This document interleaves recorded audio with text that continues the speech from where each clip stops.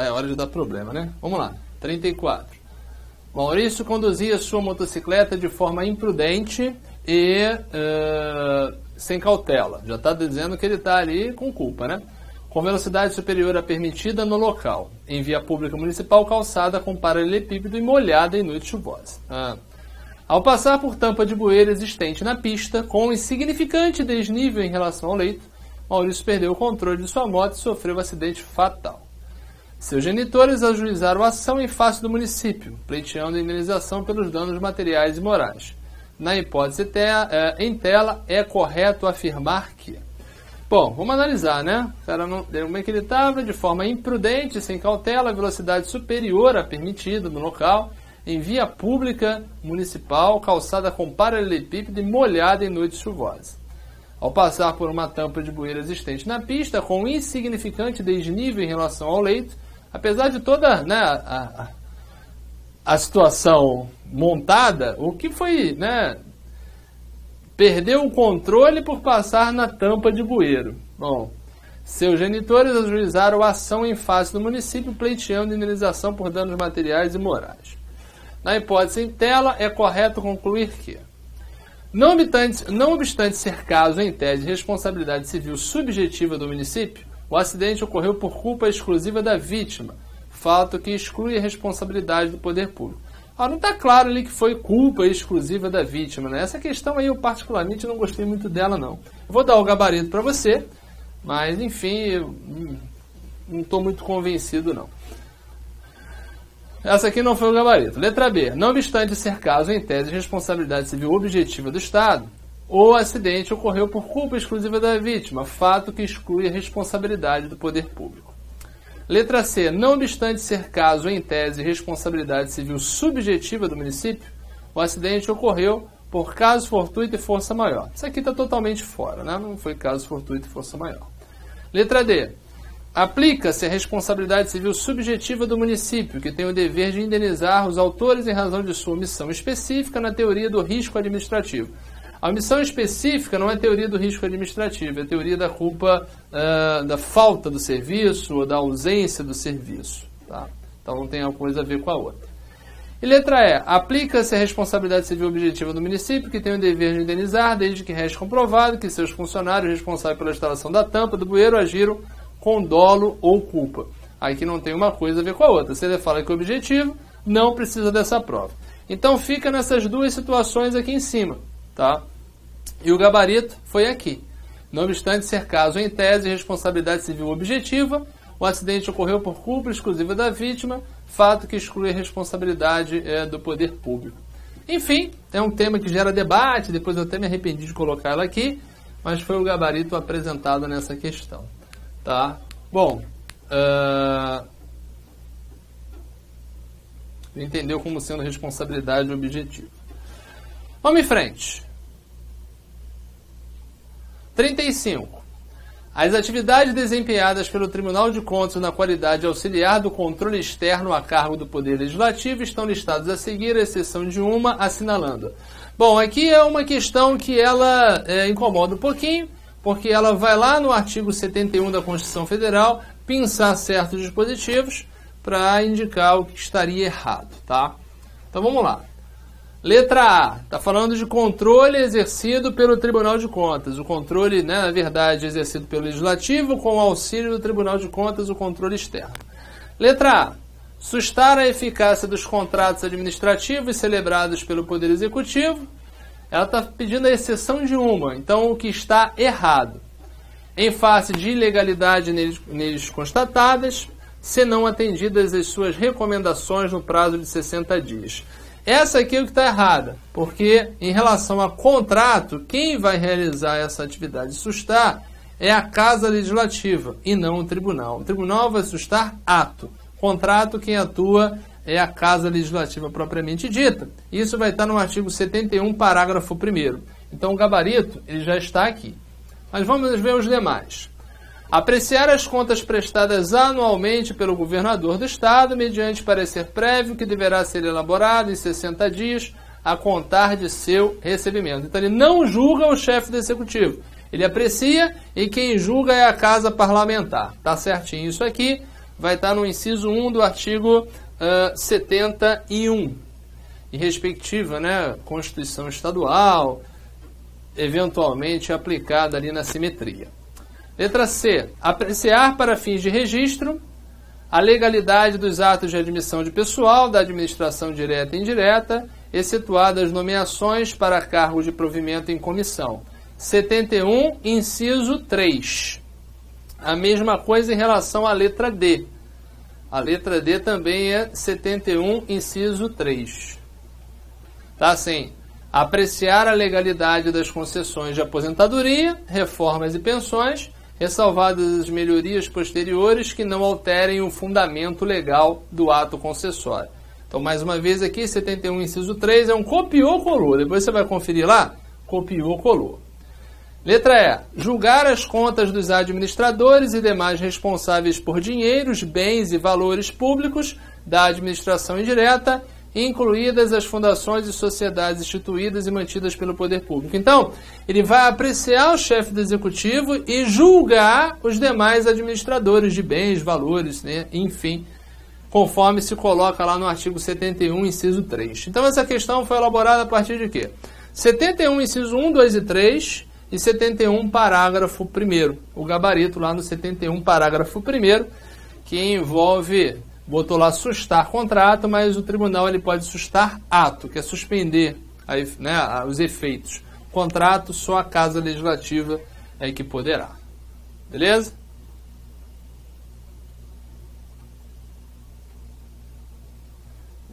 Quando dá uma travadinha, né? 36. Ainda de poder. Administração... Poder não, né? Controle. A administração pública possui uma série de mecanismos de controle. No que tange a essa temática, assinale a afirmativa correta. Letra A. O Poder Executivo é o único que exerce o controle interno? Não. A administração pública de cada um dos poderes vai exercer o controle interno. Tá? B. O Poder Judiciário poderá exercer controle interno sobre os demais poderes? Não. O Poder Judiciário, na sua atividade fim, ele exerce controle externo. O Judiciário, de uma forma geral, quando ele é trabalhado pela FGV, ele fala na atividade fim. Ele não vai aquela pegadinha, administração do Poder Judiciário. Quando ele quer falar da administração do Poder Judiciário, ele normalmente ele é incisivo nesse contexto. Falou de Judiciário, pense na atividade fim. Letra D, letra C, o Poder Legislativo exerce controle interno e externo. Bom, o Poder Legislativo, em regra, ele vai exercer o controle externo, Conselho do Poder Judiciário, e ele vai exercer o controle interno na sua própria administração. Tá? Controle judicial poderá ser exercido de ofício? Será, né? Poderá ser sempre exercido de ofício? Não, depende de provocação. E letra E, com exceção do Poder Executivo, os demais poderes não poderão exercer controle interno fazendo uso da autotutela? Errado também. Então, firmou o gabarito aqui na letra C. Porque o Legislativo vai fazer controle interno dos seus próprios atos e vai fazer controle externo dos atos praticados pela administração dos demais poderes com o auxílio do respectivo Tribunal de Contas. Então, gabarito aí, letra C de casa. 37. Falando um pouquinho de bens, né? Bens é tranquilo, tá? Tem 3 categorias, os bens de uso comum do povo, os bens de uso especial e os bens dominicais, que podem ser alienados. Então vamos lá. No que concerne aos bens integrantes do patrimônio, analise as afirmativas a seguir. Os bens dominicais são integrantes do domínio privado do Estado e disponíveis. Perfeito. Dominical é aquele que está em condições de ser alienado, porque ele não está afetado a nenhuma destinação de interesse público. Tá? Bom, item 2. Os bens de uso especial são bens de domínio público do Estado e indisponíveis. Perfeito, né? Que está correto. Que correto também. 3. Todos os bens do Estado e os do patrimônio público são indisponíveis. Todos não. A regra seria a disponibilidade dos bens afetados, mas os bens dominicais não são. Então aqui está errado. Bom, então, se somente as afirmativas 1 e 2 estiverem corretas, aí é a letra D. Isso aqui é um estudo mais cuidadoso de bens, do tema bens públicos. Tá? Então tem as 3 definições, Bem de uso especial é aquele bem do patrimônio público como de destinação específica. Bem de uso comum do povo é aqueles que podem ser franqueados à utilização por parte de qualquer pessoa, até mesmo sendo cobrado. E bem dominical é aquele que tem a condição de ser alienado porque não está afetado à destinação de interesse público nenhum. Vamos em frente. A gente tem que chegar na nossa meta. 38. Prefeito municipal decidiu extinguir contrato de concessão de serviço público de abastecimento de água potável a fim de retomar a prestação direta de tal serviço por motivo de interesse público durante o prazo da concessão. Para tal, obteve da Câmara Municipal a aprovação de lei autorizativa específica e procedeu ao prévio pagamento de indenização concessionária. De acordo com a 8987, que é a Lei de Serviços, o prefeito se valeu da seguinte forma de extinção. Que forma de extinção é essa? É a encampação. Por interesse público, com autorização legislativa, o poder público traz o serviço que foi delegado de volta para a sua responsabilidade. Tá? A caducidade é quando quem dá causa é o concessionário ou permissionário. A rescisão é quando o concessionário busca a rescisão por falta do poder público. Anulação, ilegalidade, né, e revisão não é forma de extinção. Te oriento a ler o artigo 35 a 37, que tem caído bastante. 8987, artigo 2º, artigo 40 e artigo... Pode pegar do 35 ao 40 e o artigo 2º. É a base das questões da FGV na parte de serviços públicos, tá? A gente vai terminando, vou fazer as duas, mas já vou adiantando. Na próxima aula eu vou fazer invertido, tá? Eu vou fazer esses temas que são um pouquinho mais rebuscados no início, para a gente, né, você estar um pouco mais ligado aí e a gente poder explorar esses temas que não são comuns nas provas, né? Tem uma questãozinha ou outra. Né? Serviço no 39. Em matéria de classificação dos serviços públicos, de acordo com a doutrina de direito administrativo, é correto afirmar que serviços, aqui é a definição, né? Econômicos são aqueles que o Estado executa para atender reclamos sociais. Não, aí seriam sociais. Econômicos é aqueles que têm uma característica eles chamam de industriais ou econômicos, tem uma perspectiva de geração de renda. Aí é telefonia, energia elétrica, etc. Tá? E educação, saúde seriam os sociais. Então aqui está errado. E aí os exemplos estão certinhos, mas só que isso aqui deveria ser social e não econômico. Letra B. Singulares ou uti singuli são aqueles cujos destinatários não podem ser individualizados, sendo imensurável a utilização por cada um dos indivíduos, como a coleta de lixo. O exemplo está até certo, mas aquele que não pode ser individualizado é o uti universi e não o uti singuli. O uti singuli é aquele que pode ser mensurado e remunerado de tal maneira. Então está errado. Letra C.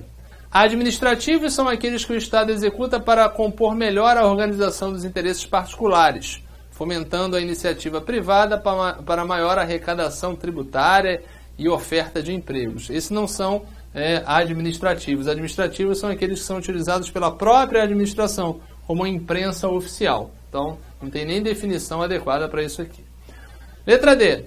Coletivos ou uti universi são aqueles prestados a agrupamentos indeterminados de indivíduos, de acordo com as opções e prioridades da administração e em conformidade com os recursos de que disponha, como a iluminação pública. Esse aqui é um bom exemplo. Tá? Além de iluminação pública, limpeza pública, né, de logradouros públicos, e também segurança pública. Normalmente são os exemplos tradicionais de serviços coletivos ou uti universi. E aqui na letra E, errada, né? Delegáveis. Delegáveis são aqueles que, por sua natureza, ou pelo fato de assim dispor o ordenamento jurídico, somente podem ser executados diretamente pelo poder público. Pelo contrário, esse aqui é o serviço público propriamente dito. Ele é indelegável ou, né, por uma parcela da doutrina, que seria o Eli Lopes Meirelles, seria os exclusivos. Acho que não é o mais utilizado, tá? Enfim, delegáveis são aqueles que são do Estado, mas o Estado ele pode atribuir a uma outra pessoa, em especial, né, a iniciativa privada e a administração direta de direito privado. Enfim, certos serviços não são passíveis de delegação, como segurança pública, por exemplo, desta maneira como eu citei para você. Então,